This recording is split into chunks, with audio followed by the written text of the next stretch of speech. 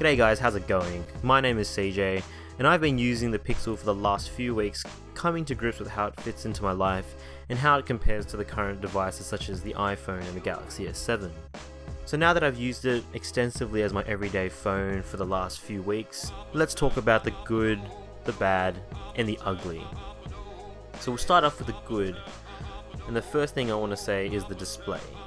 OLED technology should be the standard for all premium smartphones, and in my phone there was a 1080p AMOLED screen that was plenty sharp, especially in the relatively diminutive size of 5 inches, for today's standards at least. You get nice deep blacks and colours, though not overly accurate, really do pop and is very pleasing to the eye with really great viewing angles. The one criticism that I had was it could be brighter outdoors. I used it extensively on a trip to New Zealand where I took it out on hikes, and I did find it quite a challenge at times in the sun to see what was on the screen, especially when taking photos. The next thing, battery life. At 2770 milliamps, it has a relatively average size for an Android phone of this class, since the Galaxy S7 has a 3000 mAh battery and the Xperia X has a 2700 mAh battery. That being said, on technical terms, we're getting great battery life, upwards of 5 to 6 hours of screen on time. In basic terms, I'm easily getting to the end of the day with around 15 to 20% battery left, despite heavy use such as video recording, photo taking, social media browsing, YouTube watching in full HD. Even if you're running low, Google's got you covered with Quick Charge, which provides you up to 7 hours of charge in just 15 minutes.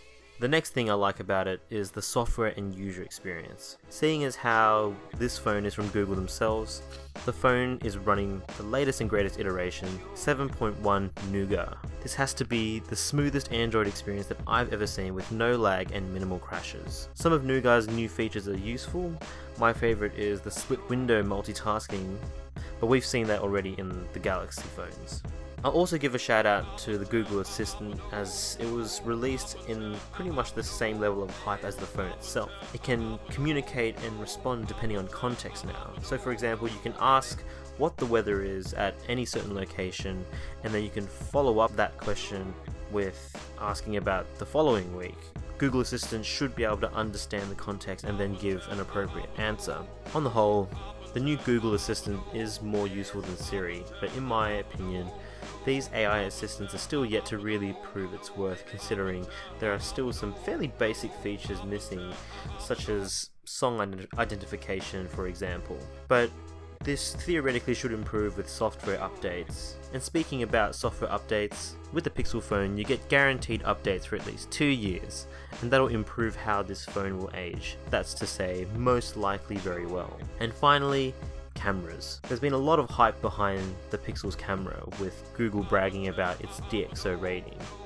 But much like any other scientific, lab-based benchmarks, they can be quite misleading, as it doesn't necessarily translate into everyday use. The Pixel has a great camera that competes with the best phones out there, in both the front and rear cameras. On the rear, you've got a f2.0 lens, electronically stabilized, paired with a 12 megapixel sensor.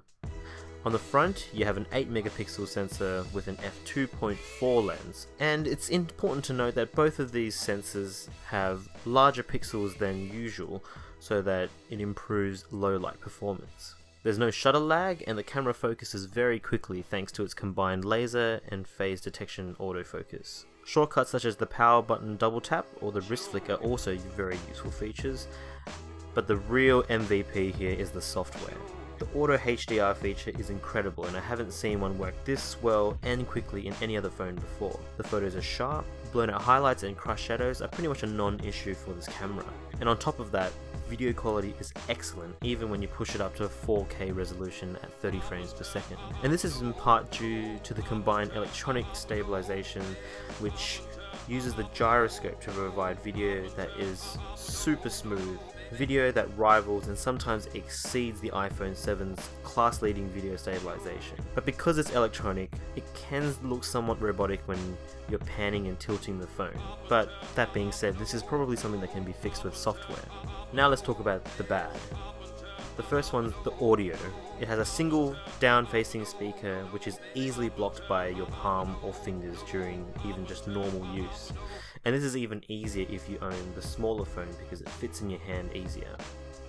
Sound quality wise, there's more depth than in the Galaxy S7, but that's not saying much, and it's nowhere near as good as phones with stereo front-facing speakers such as the iPhone, the HTC 10, or even the old Nexus 6P.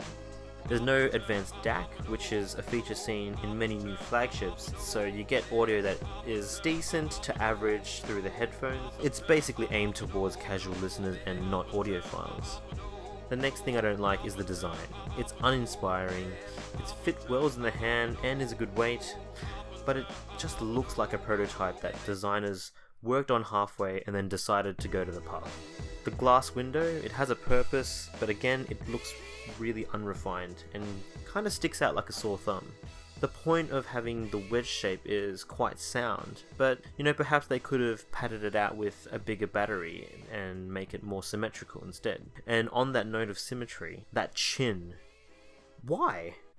I get if you have large bezels on the top and bottom, if there's a use for it, such as a fingerprint sensor or a home button, but here there's nothing. That being said, it's the perfect size for another speaker.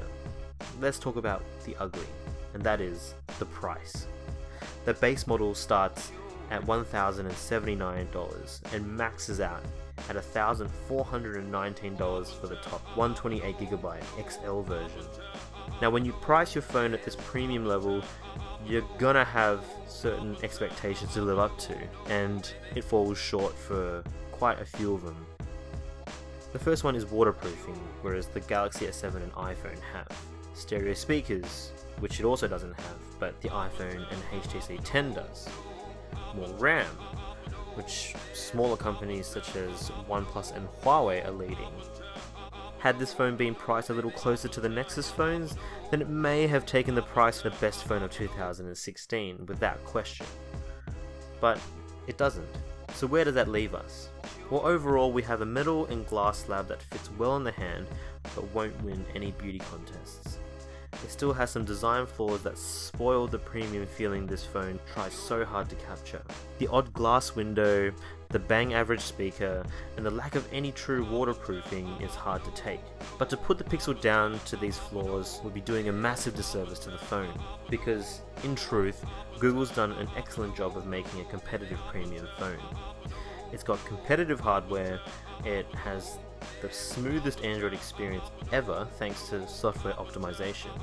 The new software features I feel definitely improve the user experience, and it usually lasts all day with most usage habits, even for those who are video and game junkies. And probably most important, it has an excellent camera setup, made to excel further than the hardware specs would seem to suggest thanks to its software optimization. And that's really the key to the phone. Apple has long proven the benefits of optimizing software for its hardware in both mobile devices and their computers. Google is simply taking a leaf out of that book and has shown what Android can be when properly optimized for its hardware.